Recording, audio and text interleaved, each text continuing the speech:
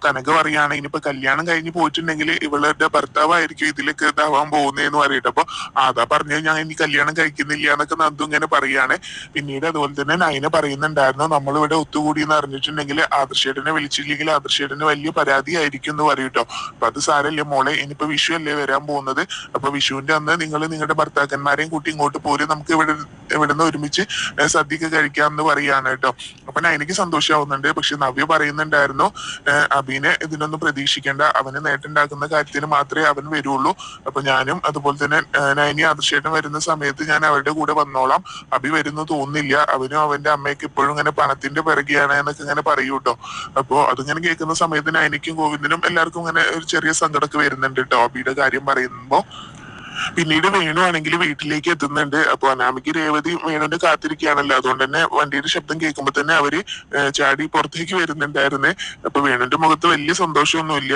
വന്ന് കയറുമ്പോ തന്നെ ചോദിക്കുന്നുണ്ടായിരുന്നു രേവതി അവളെ ജയിലിലേക്ക് കൊണ്ടുപോയോന്ന്. അപ്പൊ വേണു അവിടെ നടന്ന കാര്യങ്ങളൊക്കെ പറയാണ് കേട്ടോ.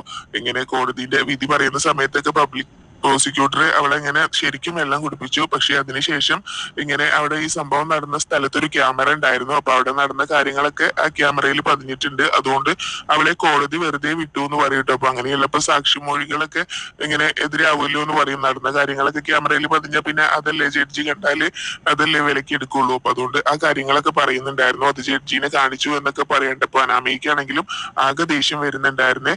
അപ്പൊ ഇനിയിപ്പോ എന്തായാലും ഇന്നായിരുന്നു അവൾക്ക് ഇങ്ങനെ ട്രെയിനിങ് ക്യാമ്പിലേക്ക് പോവേണ്ടിയിരുന്നത്. അതെന്തായാലും മുടങ്ങി. ഇനിയിപ്പോ കുറച്ച് ദിവസം കഴിഞ്ഞിട്ട് ജോയിൻ ചെയ്യാൻ പറ്റുള്ളൂ എന്ന് പറയാണ് കേട്ടോ. അപ്പൊ അതിന്റെ ഇടയ്ക്ക് കുറച്ച് ഗ്യാപ്പ് ഉണ്ട് എന്ന് പറയും. അപ്പൊ അനാമിക ചോദിക്കുന്നുണ്ടായിരുന്നു അതിന്റെ ഇടയ്ക്ക് എന്തെങ്കിലുമൊക്കെ ചെയ്യാൻ പറ്റുമോ എന്ന് ചോദിക്കും. അപ്പോ അത് നമുക്ക് നോക്കാം. ഇനിയിപ്പോ എന്തായാലും സൂക്ഷിച്ച് എന്തും ചെയ്യാൻ പറ്റുള്ളൂ. കോടതിക്ക് പോലും സംശയം ഉണ്ടായിട്ടുണ്ട് അവൾ SI ആവുന്നതിൽ ആർക്കും ഇങ്ങനെ പ്രശ്നമുണ്ട് എന്നുള്ളത്. അതുകൊണ്ട് എല്ലാം അങ്ങനെ സൂക്ഷിച്ചും കണ്ടും വേണം ചെയ്യാനെന്ന് പറയാണ്. പിന്നീട് അനാമിക പറയുന്നുണ്ടായിരുന്നു ഇനിയിപ്പോ വീട്ടിലേക്ക് ചെല്ലുമ്പോ ഇങ്ങനെ അവളുമാരുടെ ചിരി കാണണ്ടേ, അതുപോലെ തന്നെ അനിയുടെ ഭാഗത്തുനിന്നും ഉണ്ടാവും എന്ന് പറയാണ് കേട്ടോ. അപ്പോ ഇനി എന്തെങ്കിലും ചെയ്യാൻ പറ്റുമോ എന്നൊക്കെ അനാമിക ചോദിക്കുന്ന സമയത്തും രേവതി പറയുന്നുണ്ടായിരുന്നു ഇനിയിപ്പോ നിങ്ങൾ ഒന്നും ചെയ്യണ്ട, അവൾ SI ആവണമെങ്കിൽ ആയിക്കോട്ടെ, ഇന്നിപ്പോ ഒരുപാട് പ്രതീക്ഷിച്ചിരുന്നതായിരുന്നു എന്ന് പറയും. പിന്നീട് വേണു പറയുന്നുണ്ടായിരുന്നു ഇനിയിപ്പോ ആര് വന്ന് ബെല്ലടിച്ചാലും ഡോറൊന്നും തുറക്കണ്ട, അത് രാത്രി ആയാലും പകലായാലും. ഇന്നാളെ ഇരുട്ടടി കിട്ടിയത് ഓർമ്മയുണ്ടല്ലോ, അവൾക്കും അവളുടെ ചേച്ചിമാർക്കും നന്നായിട്ട് അറിയാം ഇതിന്റെ പിന്നില് നമ്മള് ആണെന്നുള്ളത്. അതുകൊണ്ട് ഡോറൊന്നും തുറക്കണ്ട, സൂക്ഷിച്ചും കണ്ടൊക്കെ ഇരുന്നോണെന്ന് പറഞ്ഞിട്ട് വേണു അങ്ങ് അകത്തേക്ക് പോവാണ് കേട്ടോ. പിന്നീട് അതുപോലെ തന്നെ വേണു അവരോട് പറയുന്നുണ്ടായിരുന്നു കേട്ടോ നന്ദുവിന്റെ കേസ് നന്ദു തന്നെയാണ് വാദിച്ചത്, അവൾക്ക് വേണ്ടിയിട്ട് വക്കീലൊക്കെ വന്നിരുന്നു, പക്ഷെ അയാളൊക്കെ അവിടെ നിർത്തിക്കൊണ്ട് അവൾ തന്നെയാണ് പ്രതികൂട്ടിന്ന് ചാടി ഇറങ്ങി അവളുടെ കേസ് വാദിച്ചതെന്ന് പറയും. അപ്പൊ രേവതി ചോദിക്കുന്നുണ്ടായിരുന്നു അങ്ങനെ അവൾക്ക് കേസ് വാദിക്കാനൊക്കെ പറ്റുമോ എന്ന് ചോദിക്കും. അപ്പോ അത് ആർക്കും പറ്റും, നമ്മുടെ കേസ് നമുക്ക് തന്നെ സ്വയം വാദിക്കാം, പക്ഷെ തലയ്ക്കകത്ത് ആൾ താമസം ഉണ്ടാവണം എന്ന് പറയുന്നുണ്ടായിരുന്നു കേട്ടോ. അപ്പൊ അതും കൂടി കേൾക്കുമ്പോ അനാമയ്ക്കും ഒക്കെ ആകെ ദേഷ്യമൊക്കെ വരുന്നുണ്ടായിരുന്നേ. പിന്നീട് ദേവയാനിയും ജലജിയും ജാനകിയും കൂടെ അങ്ങനെ ഇരിക്കുകയാണ് കേട്ടോ. അപ്പൊ ജലജിയും ജാനകിയും ഭയങ്കര സംസാരത്തിലാണ് കേട്ടോ. അങ്ങനെ ജലജ പറയുന്നുണ്ടായിരുന്നു നിന്റെ മരുമോളുടെ പ്രാക്കാണ് ഇതിനൊക്കെ കാരണം എന്നൊക്കെ ഇങ്ങനെ പറയൂട്ടോ. നന്ദു ഇങ്ങനെ ഇനിയിപ്പോ കേസിൽ പെട്ടതല്ലേ, അപ്പൊ അതുകൊണ്ട് അതിനെ കുറിച്ചാണ് സംസാരം. അപ്പൊ അവൾ ഇങ്ങനെ ജയിൽ പുള്ളി ആവണം, എന്നാലേ അനിയുടെ മനസ്സിൽ നിന്ന് അവള് പോവുള്ളൂ, അനിയും അനാമിക്കും തമ്മിൽ ഇപ്പൊ ഇങ്ങനെ പ്രശ്നങ്ങൾ ഉണ്ടാവുന്നത് അവള് കാരണമാണല്ലോ എന്നൊക്കെയാണ് ജാനകി പറഞ്ഞുകൊണ്ടിരിക്കുന്നത്. അപ്പൊ അവള് ജയിൽ പുള്ളി ആയാലെങ്കിലും അനിയുടെ മനസ്സിൽ നിന്ന് അവള് പോകുന്നൊക്കെ പറയുമ്പോൾ ജലജ ചോദിക്കുന്നുണ്ടായിരുന്നു അങ്ങനെയാണെങ്കിലും പോവോ എന്നൊക്കെ ഇങ്ങനെ ചോദിക്കട്ടോ. അപ്പൊ എന്തായാലും അവള് ജയിലിലേക്ക് പോയിട്ടുണ്ടെങ്കിൽ ഞാൻ ഒരുപാട് വഴിപാടുകളൊക്കെ നേർന്നിട്ടുണ്ട് നമ്മുടെ കുടുംബക്ഷേത്രത്തിൽ, അതൊക്കെ ചെയ്യണം എന്ന് പറയട്ടെ. അപ്പൊ ജലജിയും പറയുന്നുണ്ടായിരുന്നു ഞാനും ചെയ്തിട്ടുണ്ട് എന്നൊക്കെ പറയും. അപ്പൊ ഇവരുടെ സംസാരം കേട്ടുകൊണ്ട് ഇങ്ങനെ ദേവയാനി പറയുന്നുണ്ടായിരുന്നു എനിക്ക് തോന്നുന്നില്ല ആ കുട്ടി ഇങ്ങനെ വെറുതെ ഇങ്ങനെ തെറ്റൊന്നും ചെയ്യുന്ന അങ്ങനെ പറയൂട്ടോ. അപ്പൊ ഏട്ടത്തി എപ്പോഴും ഇങ്ങനെ ഈ സംഭവം അറിഞ്ഞതോടുകൂടി അവളെങ്ങനെ ന്യായീകരിച്ചുകൊണ്ടിരിക്കുകയാണല്ലോ എന്നൊക്കെ ഇങ്ങനെ പറയുന്ന സമയത്ത് ജാനകി പറയുന്നുണ്ടായിരുന്നു ഏട്ടത്തി ഇപ്പൊ ഏട്ടത്തിയുടെ മരുമോൾക്ക് ഇപ്പൊ സർവ്വ സ്വാതന്ത്ര്യം കൊടുത്തിരിക്കല്ലേ, അതിന്റെ ഇതിലല്ലേ അവള് നടക്കുന്നേ എന്നൊക്കെ പറയൂട്ടോ. അപ്പൊ എന്തായാലും നൈനിനോടും അവളുടെ വീട്ടുകാരോടും അങ്ങനെ വലിയ താല്പര്യമൊന്നും ഇല്ല എന്നുള്ള രീതി തന്നെയാണ് ദേവയാനി സംസാരിക്കുന്നത്. പിന്നീട് ഇങ്ങനെ വഴിപാട് ഒക്കെ ഞാനും ഒരുപാട് നേർച്ചയും വഴിപാടൊക്കെ നേർന്നിട്ടുണ്ട് എന്ന് പറയട്ടോ. അപ്പൊ എന്നിട്ടാണോ ഏട്ടത്തി മിണ്ടാതിരുന്നത്. അപ്പൊ നമുക്ക് ഒരുമിച്ച് പോവാല്ലേ എന്നൊക്കെ ഇങ്ങനെ ഏട്ടത്തി വരില്ലേ എന്നൊക്കെ ചോദിക്കൂട്ടോ. അപ്പൊ നിങ്ങൾ പോകുന്നുണ്ടെങ്കിൽ ഞാനും വരാന്നൊക്കെ ദേവയാനി പറയുന്നുണ്ടായിരുന്നു. അതുപോലെ തന്നെ ജലജിയും ജാനകിയാണെങ്കിൽ ഇങ്ങനെ അവളിങ്ങനെ കേസിൽ നിന്ന് രക്ഷപ്പെടാതിരിക്കാൻ വേണ്ടിയിട്ടാണല്ലോ നേർച്ചയും വഴിപാടൊക്കെ നേർന്നിട്ടുള്ളത്. അപ്പൊ ദേവയാനി മനസ്സിൽ ഓർക്കുന്നുണ്ടായിരുന്നു അവള് രക്ഷപ്പെടാൻ വേണ്ടിയിട്ടാണ് ഞാനിങ്ങനെ ഓരോ ഓരോ വഴിപാട് നേർച്ച നേർന്നിട്ടുള്ളത് എന്നൊക്കെ ഇങ്ങനെ മനസ്സിൽ ഇങ്ങനെ ഓർക്കുകയാണ്. പിന്നീട് ദേവയാനി അവരോട് പറയാണ്, നിങ്ങൾക്കൊന്നും ഇപ്പോഴും എന്റെ മനസ്സ് എന്താണെന്ന് മനസ്സിലായിട്ടില്ല. ഞാൻ നയനേനെയും നയനയുടെ വീട്ടുകാരെയും എങ്ങനെ വെറുത്തിട്ടുണ്ടെങ്കിൽ എന്നെ എനിക്ക് തിരിച്ചടി തരുന്നത് എന്റെ ഭർത്താവും എന്റെ മകനും അതുപോലെ തന്നെ അച്ഛനും അമ്മയ്ക്കും ആയിരിക്കും. അതുകൊണ്ട് അവരെ ഒന്നും വെറുപ്പിക്കാൻ എനിക്ക് പറ്റില്ല എന്ന് പറയട്ടെ. അപ്പൊ അത് കേൾക്കുമ്പോൾ ജലജയ്ക്ക് അങ്ങ് ഇഷ്ടാവുന്നില്ല. അപ്പൊ ജലജ പറയുന്നുണ്ടായിരുന്നു, ഈ വീട്ടിലെ ആണുങ്ങൾക്കൊക്കെ എന്താ പറ്റിയെന്ന് അറിയില്ല, അവരൊക്കെ ആ നയനയുടെ ഭാഗത്താണ് എന്ന് പറയട്ടെ. അപ്പൊ അജയൻ പോലും ഇങ്ങനെ നയനേനെ സപ്പോർട്ട് ചെയ്താണല്ലോ നിൽക്കുന്നത്. അജയന്റെ സ്വന്തം മരുമോളല്ല അനാമിക, എന്നിട്ടും ഇങ്ങനെ അവളുടെ കൂടെയാണല്ലോ നിൽക്കുന്നതെന്ന് പറയട്ടെ. അപ്പൊ ജാനകി പറയുന്നുണ്ടായിരുന്നു, അജയേട്ടനും ആഗ്രഹം അവളിങ്ങനെ നന്ദു ഇങ്ങനെ രക്ഷപ്പെടണം തന്നെയാണ് എന്ന് പറയും. പിന്നീട് അവരിങ്ങനെ ഇതൊക്കെ സംസാരിച്ചുകൊണ്ട് നിൽക്കുന്ന സമയത്താണ് കേട്ടോ നയനയും നവിയും കൂടെ അവിടേക്ക് വരുന്നത്. അപ്പോ അതാ കോടതിയിൽ പോയവര് വന്നല്ലോ എന്നിങ്ങനെ ജലജ പറയുകയും ചെയ്യാണ്. അപ്പൊ അവരെന്തായാലും നന്ദുവിനെ ഇങ്ങനെ ജയിലിലേക്ക് കൊണ്ടുപോയി എന്നുള്ള വാർത്ത അറിയാൻ വേണ്ടിയിട്ട് കാത്തിരിക്കുകയാണ്. അപ്പോ പിന്നീട് ജലജയാണെങ്കിലും ഭയങ്കര ആകാംക്ഷയിലൊക്കെ പുറത്തേക്ക് അങ്ങ് നോക്കുന്നുണ്ടായിരുന്നേ. പിന്നീട് നയനയും നവിയും കൂടെ അകത്തേക്ക് കയറുന്ന സമയത്ത് നയന പറയുന്നുണ്ടായിരുന്നു, ഇവിടെ ചിലരൊക്കെ സംഭവിച്ചത് എന്താണെന്ന് അറിയാൻ വേണ്ടി കാത്തിരിക്കുകയാണ്, ആദ്യം നമുക്ക് അവരെ ഒന്ന് സന്തോഷിപ്പിക്കാം എന്ന് പറഞ്ഞിട്ടാണ് കേട്ടോ അവർ രണ്ടും കൂടെ അങ്ങ് അകത്തേക്ക് കയറുന്നത്. അപ്പൊ കയറുമ്പോ തന്നെ ദേവയാനി ചോദിക്കുന്നുണ്ടായിരുന്നു എന്തായി എന്ന് ചോദിക്കും. അപ്പൊ നവ്യ പറയും അവളെ റിമാൻഡ് ചെയ്ത് ജയിലിലേക്ക് കൊണ്ടുപോയി എന്ന് പറയട്ടെ. അത് കേൾക്കുന്ന സമയത്ത് ജാനകിക്കും ഒക്കെ ജലജയ്ക്കും ഭയങ്കര സന്തോഷമാവുന്നുണ്ട്. രണ്ടുപേരും മുഖത്തോട് മുഖം നോക്കുന്നുണ്ട് കേട്ടോ. അപ്പൊ ഇത് കേൾക്കുമ്പോൾ ദേവയാനിയുടെ മുഖം അങ്ങ് മങ്ങുകയും ചെയ്യുന്നുണ്ട് കേട്ടോ. ഭയങ്കര സങ്കടമാവുന്നുണ്ട്. അപ്പൊ നയന ഈ കാര്യങ്ങളെല്ലാം ശ്രദ്ധിക്കുന്നുണ്ടായിരുന്നേ. പിന്നീട് ജലജയാണെങ്കിലും ഇങ്ങനെ ഓരോന്ന് പറയാൻ തുടങ്ങിയിട്ട് നന്ദുവിനെ കുറ്റപ്പെടുത്തിയിട്ട് ഇങ്ങനെ സാക്ഷിമൊഴികളും അതുപോലെ തന്നെ സാഹചര്യ തെളിവുകളും ഒക്കെ എതിരായിട്ടുള്ള ഇങ്ങനെ ഒരു കേസിൽ എങ്ങനെയാ നിന്റെ അനിയത്തിനെ എങ്ങനെ വെറുതെ വിടാൻ പോകുന്നത് എന്ന് പറഞ്ഞിട്ട് അങ്ങ് തുടങ്ങിയിട്ടോ കാര്യങ്ങൾ. നന്ദുവിനെ കുറ്റപ്പെടുത്തി ഓരോന്ന് പറയലൊക്കെ തുടങ്ങുന്ന സമയത്ത് അവിടെ നടന്നത് എന്താന്ന് വ്യക്തമായിട്ട് കോടതിക്ക് മനസ്സിലായിട്ടുണ്ട്. ഈ സംഭവം നടന്ന സ്ഥലത്ത് ഒരു ക്യാമറ ഉണ്ടായിരുന്നു. അപ്പോ അതിലുള്ള കാര്യങ്ങളെല്ലാം ഇങ്ങനെ ഇളയമ്മ അതുപോലെ തന്നെ അപ്പച്ചി ഒന്ന് കണ്ടു നോക്കുക എന്ന് പറഞ്ഞിട്ട് ആ ഫോണിൽ ഉണ്ടായിരുന്ന നയനയുടെ ഫോണിൽ ആ വീഡിയോ ഉണ്ടായിരുന്നേ. അപ്പൊ അതങ്ങ് കാണിച്ചു കൊടുക്കാണ് കേട്ടോ. അത് കാണുന്ന സമയത്താണെങ്കിൽ ജലജയുടെയും ജാനകിയുടെയും മുഖമൊക്കെ അങ്ങ് മങ്ങുന്നുണ്ട്. അമ്മയും കാണുമെന്ന് പറഞ്ഞിട്ട് ദേവയാനിനെയും കൊണ്ട് കാണിക്കുന്നുണ്ടായിരുന്നേ നയനയാണെങ്കിൽ ആ വീഡിയോ. അപ്പൊ ദേവയാനിക്ക് കാര്യങ്ങളൊക്കെ ഏകദേശം മനസ്സിലായിട്ടുണ്ട്. അപ്പോൾ സന്തോഷമാവുന്നുണ്ട് കേട്ടോ ദേവയാനിയുടെ മുഖത്ത്. അതിനുശേഷം നയനിയാണെങ്കിലും നവ്യാണെങ്കിലും അവിടെ കോടതിയിൽ നടന്ന കാര്യങ്ങളൊക്കെ അങ്ങ് വിളിച്ചു പറയുന്നുണ്ടായിരുന്നേ. ഇവിടെ ചിലരൊക്കെ നന്ദു ഇങ്ങനെ ജയിലിലേക്ക് പോകുന്നതും അങ്ങനെ കാത്ത് ഭയങ്കര സന്തോഷത്തിൽ ഇരിക്കുകയായിരുന്നല്ലോ, അതുകൊണ്ട് അവരെ ഒന്ന് സന്തോഷിപ്പിക്കാൻ വേണ്ടിയിട്ടാണ് ആദ്യം അവളെ ജയിലിലേക്ക് കൊണ്ടുപോയി എന്ന് പറഞ്ഞത്. പക്ഷെ അവളെ കോടതി വെറുതെ വിട്ടു എന്ന് പറയാനായിട്ട്. അപ്പൊ കോടതിക്ക് ഈ വീഡിയോ കണ്ടപ്പോൾ തന്നെ ബോധ്യമായി അവള് തെറ്റൊന്നും ചെയ്തിട്ടില്ല എന്നുള്ളത്. പിന്നെ അത് മാത്രമല്ല, അവളുടെ കേസ് അവൾ തന്നെയാണ് വാദിച്ചത്. അവൾക്ക് വേണ്ടിയിട്ട് മാരാർ വക്കീൽ വന്നിരുന്നെങ്കിലും ഇങ്ങനെ വക്കീലിനെ കാഴ്ചക്കാരനാക്കിയിട്ട് അവൾ തന്നെ അവളുടെ കേസ് വാദിക്കുകയായിരുന്നു. അതുപോലെ കോടതി ആണെങ്കിൽ നന്ദുവിനെ അഭിനന്ദിച്ചു. ഇങ്ങനെയുള്ള പെൺകുട്ടികൾ തന്നെയാണ് ഇങ്ങനെ പോലീസ് യൂണിഫോം ഇടേണ്ടതെന്ന് പറഞ്ഞ് അഭിനന്ദിച്ചു എന്നൊക്കെ പറയൂട്ടോ. അപ്പൊ അതൊക്കെ കേൾക്കുമ്പോൾ ജലജയ്ക്കും ജാനകിക്കും അങ്ങ് ഇഷ്ടപ്പെടുന്നില്ല. പക്ഷെ ദേവയാനിക്ക് നല്ല സന്തോഷമാവുന്നുണ്ട്. അപ്പൊ ദേവയാനി നല്ല ചിരിച്ചുകൊണ്ടൊക്കെ നിൽക്കാനായിട്ട്. അപ്പൊ നയനിയാണെങ്കിലും ഇതെല്ലാം ശ്രദ്ധിക്കുന്നുണ്ടായിരുന്നു.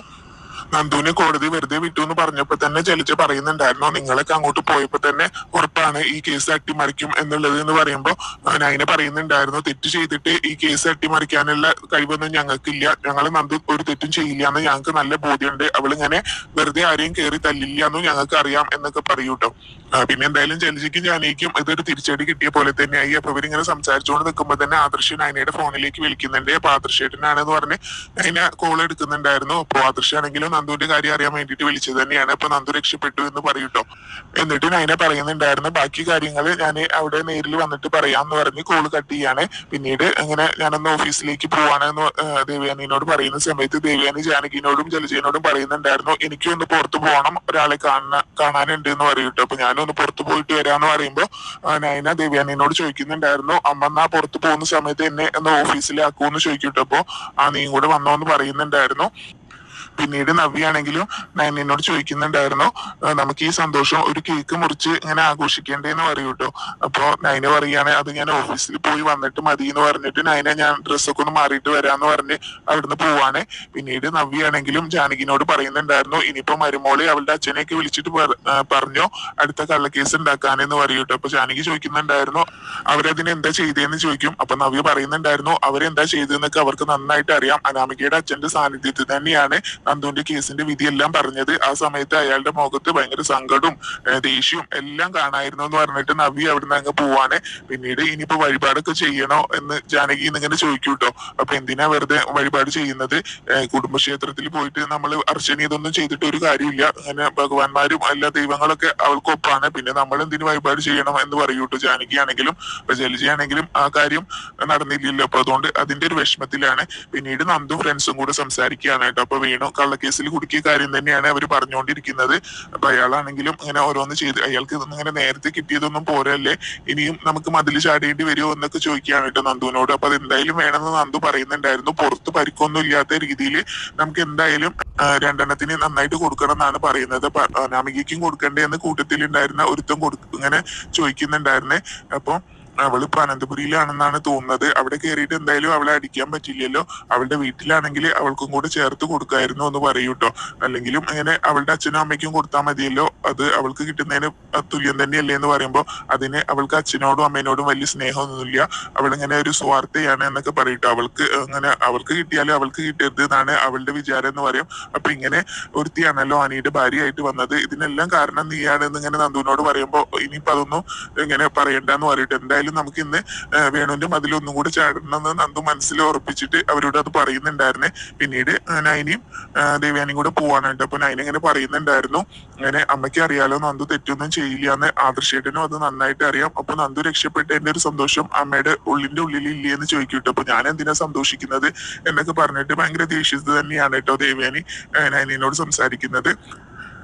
നൈനയ്ക്കാണെങ്കിലും ദേവ്യാനിയുടെ ഈ ഒരു പെരുമാറ്റത്തിലും എല്ലാം തന്നെ എന്തൊക്കെയോ ഒരു സംശയം വന്നിട്ടുണ്ട്. അതുകൊണ്ടാണ് നൈന ഇങ്ങനെ ഓരോന്ന് ഇങ്ങനെ ചോദിച്ചുകൊണ്ടിരിക്കുന്നതും. പിന്നീട് അവർ സംസാരിച്ച് എന്തായാലും ഓഫീസിൽ എത്തുന്നുണ്ട്. അപ്പൊ നൈനയോട് ഇറങ്ങാനായിട്ട് പറയുമ്പോൾ ഇങ്ങനെ അമ്മ എവിടേക്കാ പോകുന്നത് എന്നിങ്ങനെ ദേവ്യാനിയോട് നൈന ചോദിക്കൂട്ടോ. അപ്പൊ ദേഷ്യത്തിൽ തന്നെ പറയുന്നുണ്ടായിരുന്നു, ഞാൻ ഏത് പാതാളത്തിലേക്കെങ്കിലും ആയിക്കോട്ടെ, അതിന് നിനക്ക് എന്താ, നീ ഇപ്പൊ ഇറങ്ങുക എന്ന് പറയട്ടെ. അപ്പൊ നൈനയാണെങ്കിലും ഇറങ്ങിയിട്ട് അങ്ങ് ഇങ്ങനെ തിരിയുന്ന സമയത്ത് ദേവ്യാനി ഭയങ്കര സ്നേഹത്തിൽ ഇങ്ങനെ നൈനെ നോക്കി നിൽക്കുകയാണ് കേട്ടോ. അപ്പൊ പെട്ടെന്ന് തന്നെ പറയുന്നുണ്ടായിരുന്നു, വേഗം വണ്ടി എടുക്കുക എന്ന് പറയും കേട്ടോ ദേവ്യാനി. അത് നൈനെ കണ്ടോ എന്നുള്ള ആ ഒരു ഇതില്.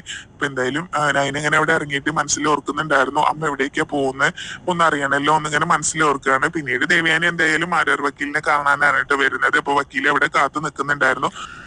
ദേവ്യാനി വന്ന് ആദ്യം തന്നെ അങ്കിളിനോട് താങ്ക്സ് പറയാണ്. അപ്പൊ എന്നോട് എന്തിനാ താങ്ക്സ് പറയുന്നത്, എന്തായാലും ആ കുട്ടി ഇങ്ങനെ മിടുക്കി കുട്ടിയാണ്, അവള് അതുപോലെയാണ് ഇങ്ങനെ കോടതിയിൽ കേസ് വാദിച്ച് ജയിച്ചത് എന്നൊക്കെ പറയൂട്ടോ. അപ്പൊ എന്തായാലും നന്ദു ഇങ്ങനെ SI സെലക്ഷൻ കിട്ടും ഉറപ്പ് ഉള്ള കുട്ടി തന്നെയായിരുന്നു എന്നൊക്കെ ഇങ്ങനെ ദേവ്യാനിയും പറയാണ്. അവള് മിടുക്കിയാണ് എന്നുള്ള രീതി തന്നെയായിട്ട് പറയുന്നത്. അപ്പൊ മാരാർ വക്കീൽ ചോദിക്കുന്നുണ്ടായിരുന്നു, അവൾ ഒറ്റയ്ക്ക് കേസ് വാദിച്ച് ജയിച്ചതിന് എന്തെങ്കിലും സമ്മാനം വാങ്ങിച്ചു കൊടുക്കണ്ടേ എന്ന് പറയും. അപ്പൊ ദേവ്യാനി പറയുന്നുണ്ടായിരുന്നു, അതൊന്നും നടക്കില്ല, ഞാനാണ് ഇതിന്റെ പിന്നിൽ എന്ന് ആർക്കും അറിയില്ല എന്ന് പറയൂട്ടോ. അപ്പൊ എന്തായാലും മാരാർ വക്കീലാണെങ്കിലും പറയുന്നുണ്ടായിരുന്നു, ഒരേ സമയം മരുമകളെ വെറുക്കുകയും സ്നേഹിക്കുകയും ചെയ്യുന്ന അമ്മായിയമ്മയാണല്ലോ ദേവ്യാനി എന്ന് പറയും. അപ്പൊ അതെ എന്നിങ്ങനെ പറയൂട്ടോ. അപ്പൊ പിന്നീട് ദേവ്യാനി പറയുന്നുണ്ടായിരുന്നു, മറ്റുള്ളവരുടെ മുന്നിൽ ഞാൻ അവളോട് വെറുപ്പും ദേഷ്യവും ഒക്കെ കാണിക്കുന്നുണ്ടെങ്കിലും എന്റെ ഉള്ളിൽ അവളോട് ഒരുപാട് സ്നേഹമാണ്, എനിക്ക് ആദർശിനേക്കാളും ഇഷ്ടമാണ് ഇപ്പൊ അവളെ എന്ന് പറയുന്നുണ്ടായിരുന്നേ. അപ്പൊ അവർക്ക് നല്ല പെൺകുട്ടികളാണ്, എന്തായാലും ദേവ്യാനിയുടെ കുടുംബത്തിലേക്ക് വന്ന് ചേരേണ്ട കുട്ടികൾ തന്നെയാണ് അവര് എന്നിങ്ങനെ പറഞ്ഞു കൊടുക്കാനായിട്ട് ദേവ്യാനിക്കാണെങ്കിലും. അപ്പൊ ദേവ്യാനിക്ക് ഭയങ്കര സന്തോഷമാണ്. അപ്പൊ ഇതിന്റെ ഇടയിൽ നൈനയാണെങ്കിലും ദേവ്യാനിയുടെ പിറകെ തന്നെ ഒരു ഓട്ടോയിൽ വരുന്നുണ്ടായിരുന്നു.